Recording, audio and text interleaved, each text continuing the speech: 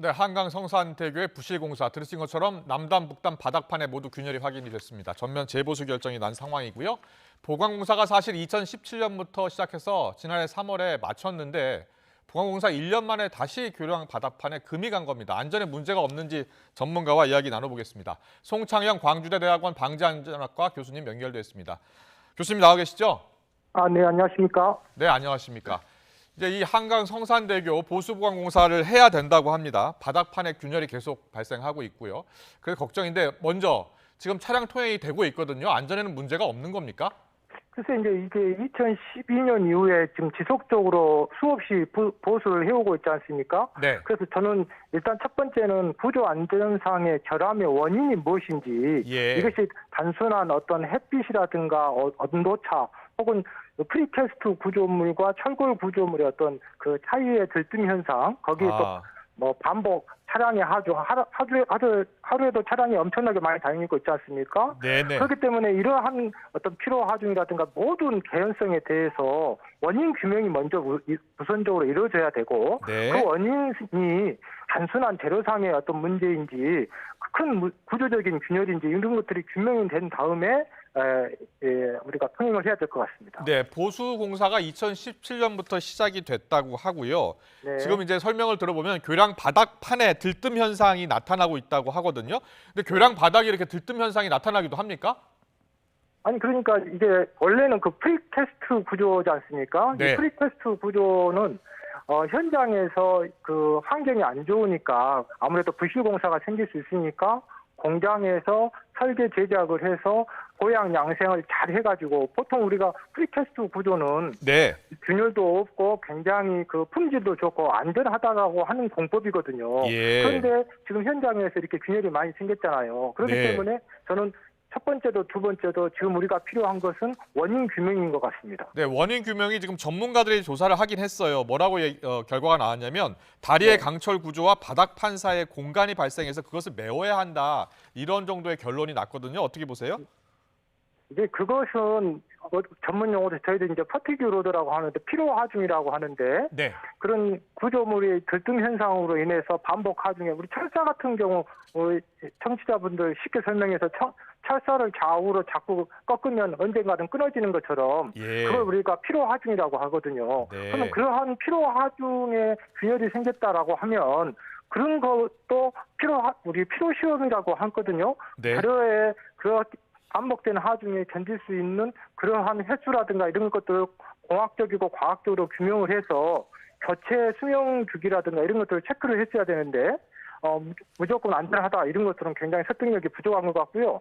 지금 서울시 관계자들이 뭐 안전에는 문제가 없다라고 하는데, 예.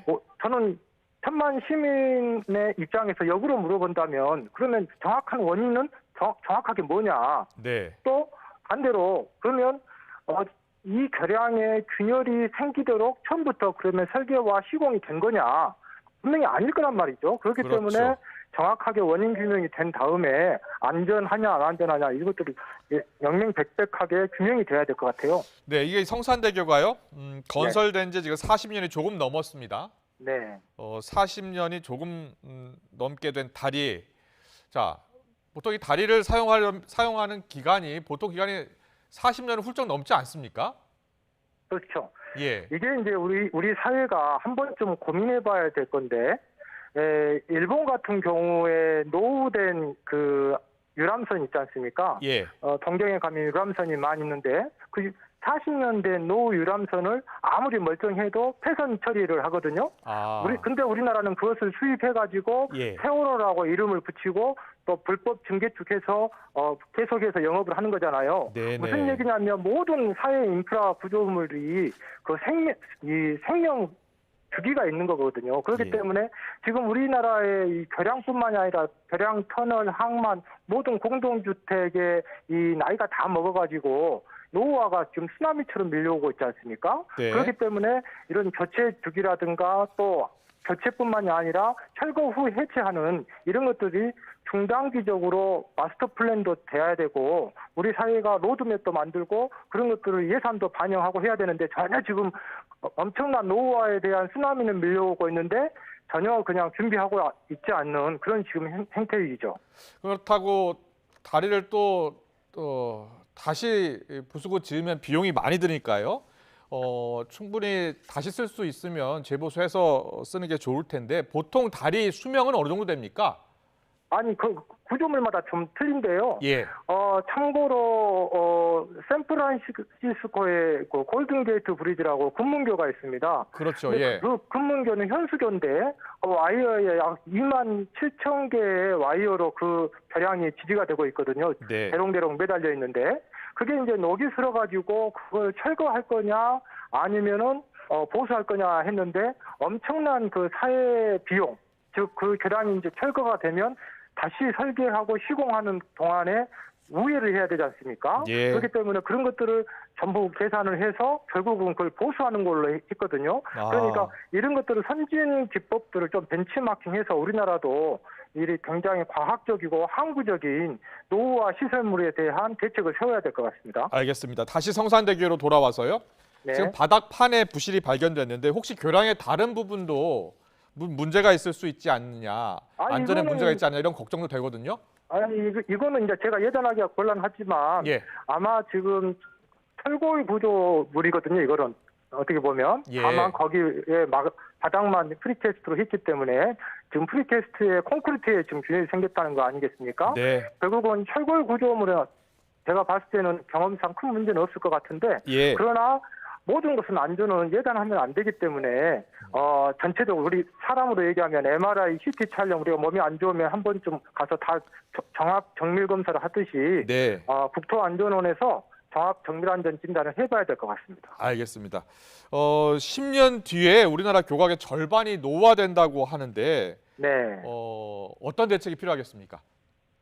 방금 전에 말씀드린 것처럼 지금 현재 우리나라의 노후화에 대한 제가 지금 중앙정부나 지자체에 이런 노후화에 대한 것들을 자꾸 질문을 던지거든요. 네. 그런데 지금 당장 예산이 없다, 아직 계획이 없다 이런 그렇군요. 얘기를 하는데 예. 어느 날 갑자기 쓰나미처럼 밀려왔었을 때 그때는요.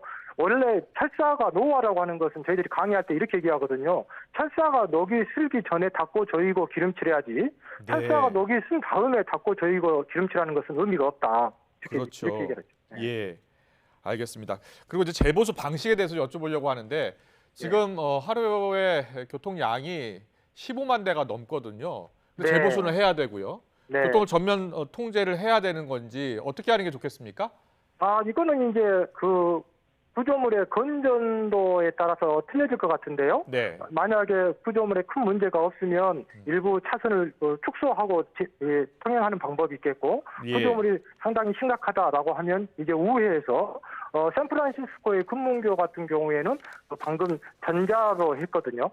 네네. 큰 문제가 없으니까. 예. 알겠습니다. 자, 급격히 노화되고 있는 시설이 지금 교량뿐만이 아니다라고 이야기해 주셨습니다. 전국에 있는 모든 다중들이 이용할 수 있는 시설은 철저한 관리가 필요한 것 같습니다. 오늘 말씀 잘 들었습니다. 송창영 광주대학원 방재안전학과 교수님과 함께했습니다. 잘 들었습니다. 고맙습니다. 네.